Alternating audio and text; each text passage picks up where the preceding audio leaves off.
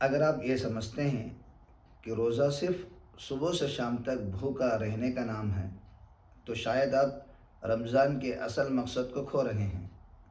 رمضان ہمیں بھوکا رکھنے نہیں، ہمیں بدلنے آیا ہے۔ اگر رمضان آیا ہم نہ بدلے تو پھر نقصان ہمارا، خسارہ ہمارا ہے۔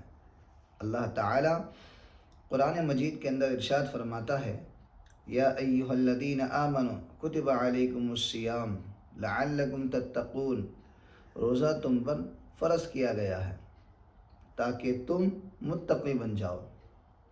تھوڑا سوچیں، رمضان ہے اور ہم روزے سے ہیں، کیا یہ ہمارا روزہ ہمیں متقی بنا رہا ہے؟ اگر رمضان کی اس حالت میں جھوٹ بھی ویسے ہی ہے، نماز میں سستی بھی ویسے ہی ہے، اور اگر ہمارا غصہ بھی ویسے ہی ہے، تو پھر ہم نے رمضان میں کیا پایا؟ رمضان کو کس طریقے سے پایا؟ اور رمضان میں ہم نے کیا بنایا اپنے آپ کو؟ تھوڑا سوچیں۔ رسول اللہ صلی اللہ علیہ وسلم نے ارشاد فرمایا، جو شخص جھوٹ نہ چھوڑے اور برے کام نہ چھوڑے تو اللہ رب العزت کو اس کا بھوکا اور پیاسا رہنے کی کوئی ضرورت نہیں۔ یہ حدیث ہمیں یاد دلانے کے لیے کافی ہے۔ تھوڑا سوچے، آپ اکیلے کمرے میں پانی پی سکتے تھے لیکن نہیں پیا، کیوں؟ کیونکہ آپ کو یقین تھا کہ اللہ دیکھ رہا ہے۔ یہی سوال ہے، جب یقین تھا کہ اللہ ہمیں دیکھ رہا ہے تو ہم نے پانی نہیں پیا، تو پھر یہی یقین ہمیں گناہوں سے کیوں نہیں روک رہا ہے؟ کیوں نہیں روک رہا ہے؟ ہاں،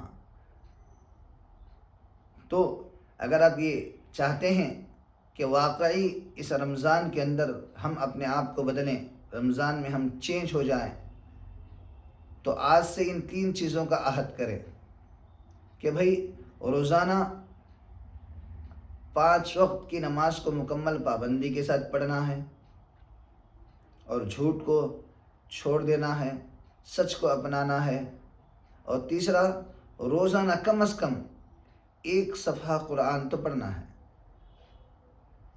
تو پھر دیکھیں انشاءاللہ اللہ رب العزت آپ کی زندگی کو بدل دے گا۔ تو یہ نیک کام آج سے ہی، اگر آپ یہ چاہتے ہیں کہ میری زندگی بدل جائے تو آج سے ہی اس چیز کا آغاز کر دیں۔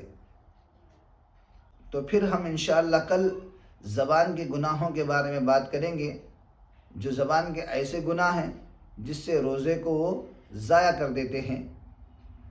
آپ ہمارے اس چینل کے ساتھ جڑے رہیں، سبسکرائب کریں، لائک کریں، شیئر کریں، کمنٹ کریں، تاکہ اس طریقے کی مزید اسلامک ویڈیوز آپ تک آ سکیں۔ السلام علیکم ورحمۃ اللہ وبرکاتہ۔